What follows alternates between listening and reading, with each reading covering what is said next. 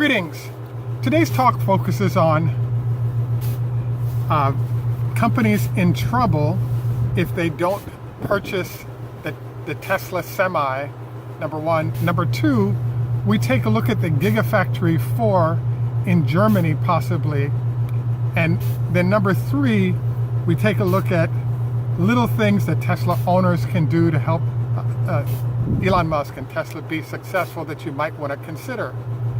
And then finally, we do our usual roundup of what's going on with Tesla stock and what to expect at this period. This is Greg for Teslafaninsight. Thanks once again for joining us. If this is your first time on the channel, please take time to like and subscribe. If you're a repeat visitor, welcome back. Want a special shout out to thank all of you who are supporting us on Patreon. It is greatly appreciated, and it makes a big difference in terms of our ability to both operate effectively and develop better equipment to improve the quality of our execution. So today's talk is kind of unusual in that, as you know, we're a truck-focused channel.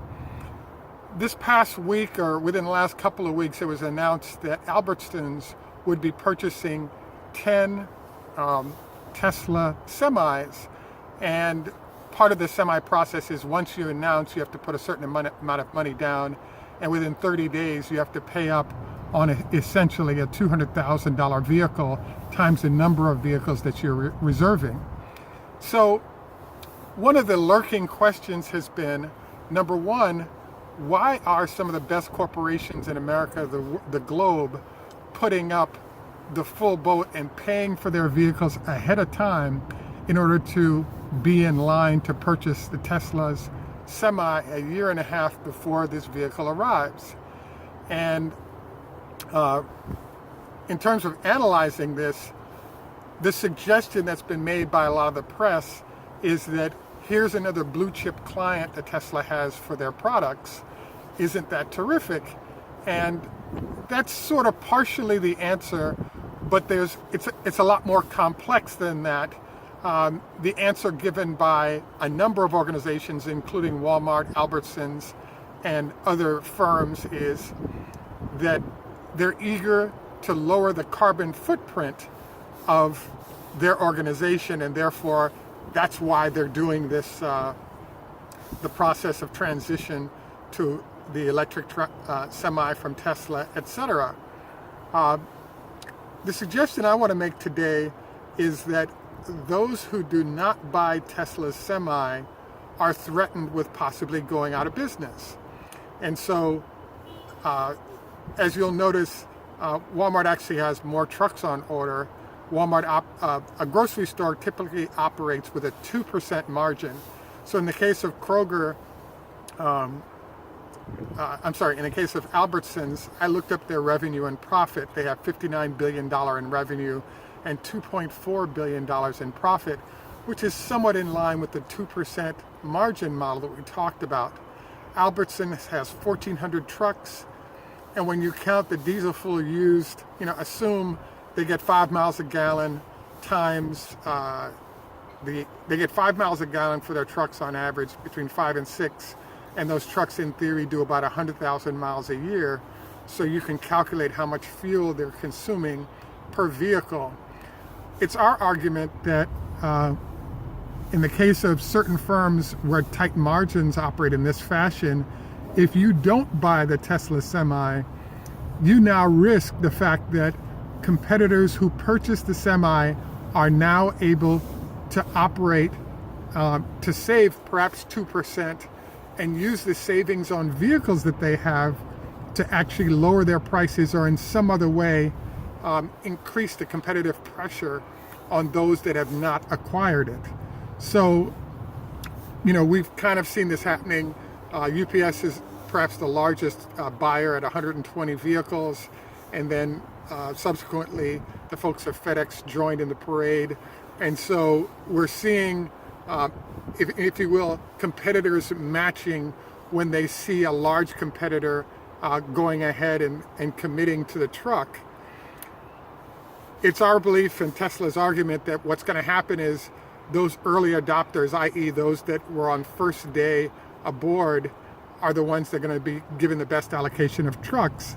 And the reality is that everyone has sort of ordered between 10 and maybe 120 trucks, but the most efficient process is to convert the entire fleet. And we kind of don't know what's going to happen in terms of, we're expecting 1,000 trucks a month to be produced, but the way those trucks will be allocated based on who is ordered first, as well as who gets to convert their fleet first to Tesla vehicles. All those questions need to be answered, but it's an embarrassment of riches for Tesla, because as the head of trucks for Daimler pointed out, if the truck actually works, it's the most important vehicle to come out in the last 120 years. And Daimler also pointed out that if the truck works, they want to buy two, buy one to drive and the other one to take apart, so they can understand the engineering that they've missed in order to be a Tesla competitor. So I bring all this up because what the contention is for us is that if in fact you can lower your cost by 2% by switching to trucks, and by the way, part of the way that grocery stores are able to get down to a 2%, is that if they're using electricity to fuel the trucks, grocery stores, because 11% of the electricity in the United States is used in the refrigeration units of grocery stores, they're one of the largest buyers of electricity in the United States. So as they go to electric with their trucks, they can fold the electricity from those trucks into a very low cost profile that they already have. So there's a way in which heavy refrigeration users like grocery stores are now going to benefit greatly from the transition to electric in ways that other entities will not. So if you're going to expect to see more buyers, the next chain of buyers approaching will likely be other grocery store chains that are put at a severe competitive disadvantage. If places like Walmart and Albertsons with their Safeway brand, etc., make the transition to electric vehicles, it'll be a complete disaster, because they now are facing, if you will, the bullet of the competitive threat from those that have made the transition. So bottom line of this is that it's nice to hear when we have new orders coming in. As Elon Musk pointed out when the truck was first being introduced, is that the Semi is actually sold out for the first 2 or 3 years of production already, because the early adopters, once they get their initial trucks, are going, and they have the data that they're collecting on the trucks currently, have plans to fill out their fleets. So if Tesla is doing 1,000 trucks a month approximately to start, they really, if they were to do fleet transition with all the customers they're working with now, they could easily sell out their allocation of 1,000 to 2,000 trucks a month in 1 year flat. And so we're probably into year 2 of truck purchasing right now by entities that are further filling out their fleets. Fleet buyers tend to make transitions slowly because there's a certain life cycle that they bring the trucks off of over time. The other thing to note here is that the battle between Daimler and Tesla is really fascinating, because what starts to happen is if a fleet starts to make a conversion to a solution with Tesla, it kind of closes out competitors to enter the space, because they are now stuck in a position where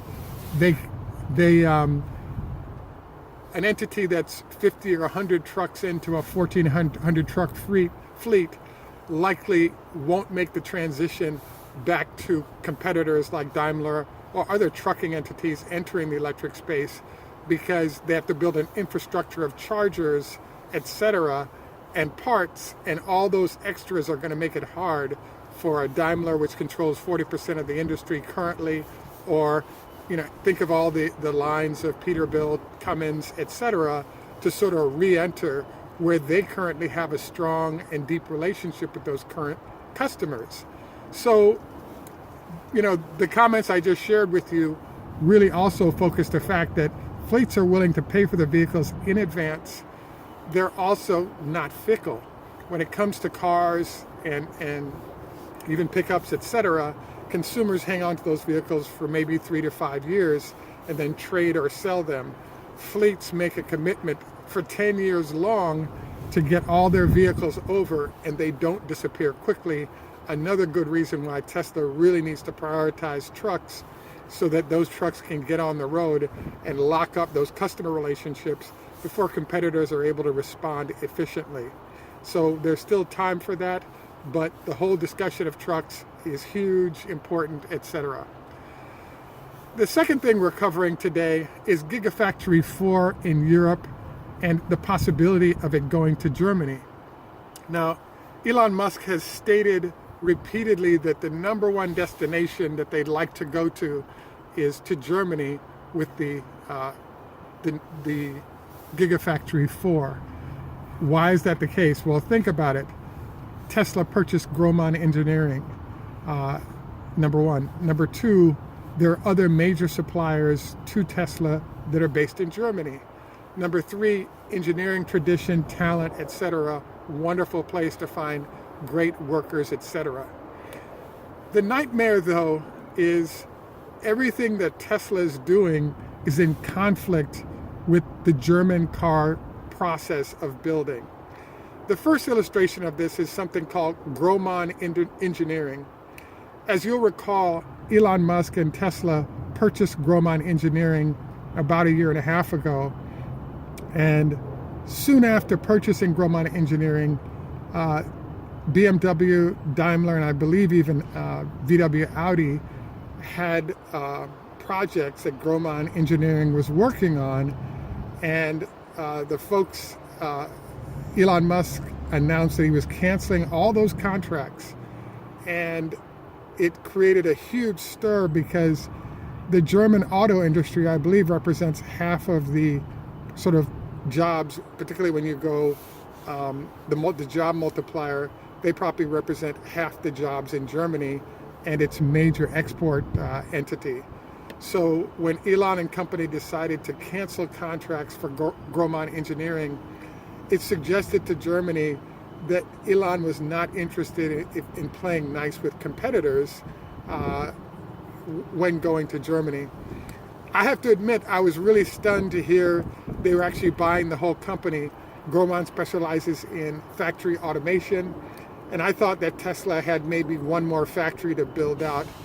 But if you think about it, they probably have between 5 and 8, factories to build out, and need the automation sort of built, structured, built, etc., like Grohmann, which many consider one of the best in the world at factory automation. And they're the ones, for example, that have been building the new lines at the Gigafactory and in Fremont that's aided in, Tesla's completing issues with the headaches that we've talked about with production. They've been a key player in helping the bottlenecks be worked out on the manufacturing side. And so the bottom line is that Germany doesn't mind having manufacturing there, but Tesla represents a threat. As you all know, right now the Model S is the number one luxury vehicle, in the top end in Germany. They're beating out both the 7 Series, all the Audi, top line Daimler product, Audi, as well as across the board. It's the number one vehicle selling in Europe right now. So Tesla represents a threat to the most important industry that Germany has. So it's possible that they'll be allowed to build a vehicle there, or to build a plant in Germany. But I believe there's a low chance of that, because the way Germany works is that not only are the cars being built at the end user level, but the unions that work both with the major manufacturers, VW, BMW, and Daimler, they also work down the supply chain in terms of having members that are lower in the supply chain and represent workers that help build the components that lead to finished cars. So it's an integrated manufacturing model that's provided long-term employment and stability for Germany for a long time. It's actually thought that one of the reasons why Daimler has been slow to respond to the electric threat from Tesla is that the unions that sit on the board have been encouraging or doing things to slow down the electrification process as a way to preserve jobs. The number of jobs lost as we switch from ICE vehicles to electric, as you know, there's 45 parts in the whole car, currently 2,000 parts in a regular ICE vehicle. So the German leadership of the unions can see the job loss potential of moving to electric, and they've been doing a lot to help in the process of slowing down the transition. So all of the German manufacturers are in a pickle right now because they have a situation where they both have to develop technology to maintain their current position in manufacturing ICE vehicles. So they're doing R&D there, but they also have to spend and do R&D on the other side of the house as well.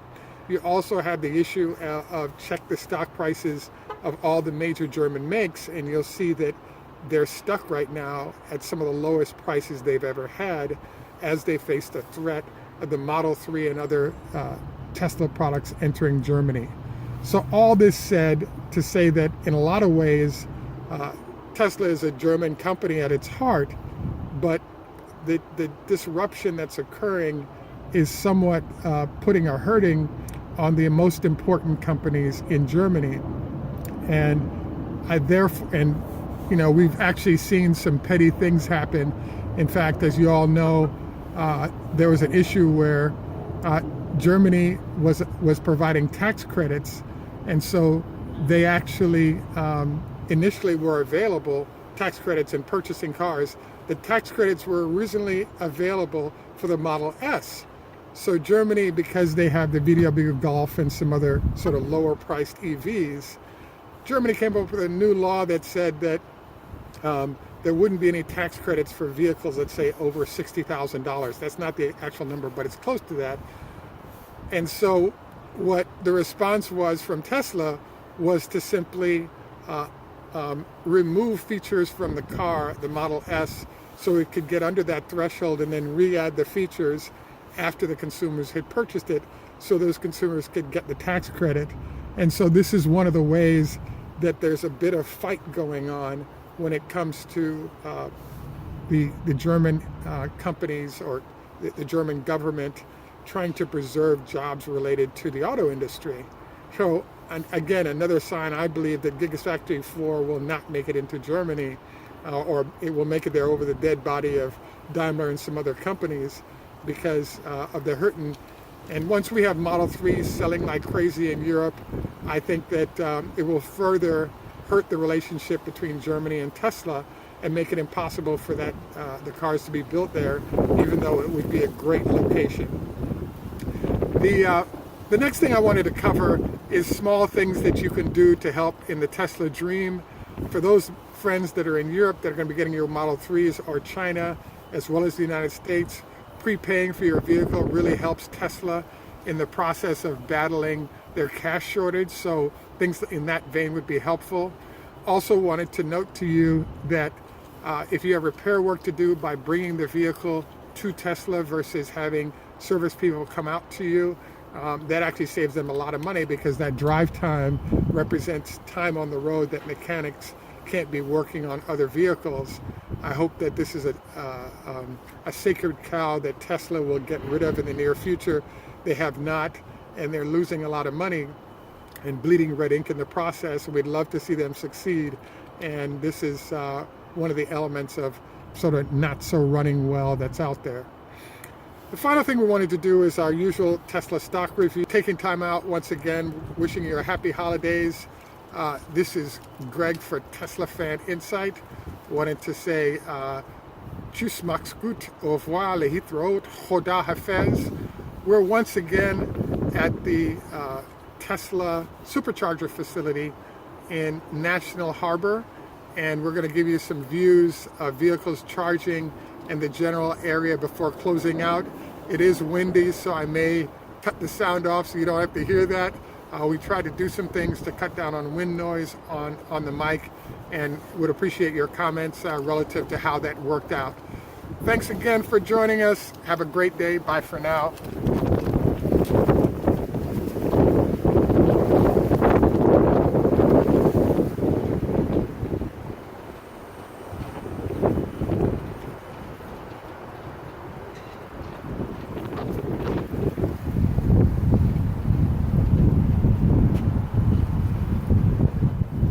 Enough respect, walk good, man.